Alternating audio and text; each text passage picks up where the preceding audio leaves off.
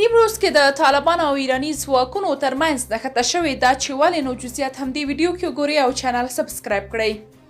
نیمروز ولایت کې سرحدي سیمې ته څیرمه د ایران سیستان ولایت کې یو شمېر ایرانیانو لاریون کړی و او شعار یې ورکاوه چې افغانستان له ایران څخه د دېرش کلونو لپاره د اوبو حق به اخیستې نو باید اوس د کمال خان بند اوبه ایران ته خوشي کړي. قهرجنو لاریون کوونکو هلته په لاره د افغان سوداګرو ګاډۍ په تیږو وهلې او همدارنګه موټر چلوونکو سره یې تشدد کړی چې د ایرانیانو یاده کړنه د طالب ځواکونو د سخت غبرګون سره مخ شوي او د افغان سوداګرو په پلوي په لاریون کوونکو ډزې کړي چې تر دې وروسته ایراني ځواکونو هم په طالبانو ډزې کړي او نښته پیل شوې ده. تر اوسه یاده نښته کې د دواړو لورو ته د اوښتو تلفاتو شمېر نه دی معلوم. د یادونې وړ ده چې تر دې وړاندې هم نیمروز کې د طالبانو او ایراني پوځیانو ترمنځ نښته شوې وه چې ایراني ځواکونه خپل پوستې او سرحدي بندر پریښی و او تښتېدلي وه.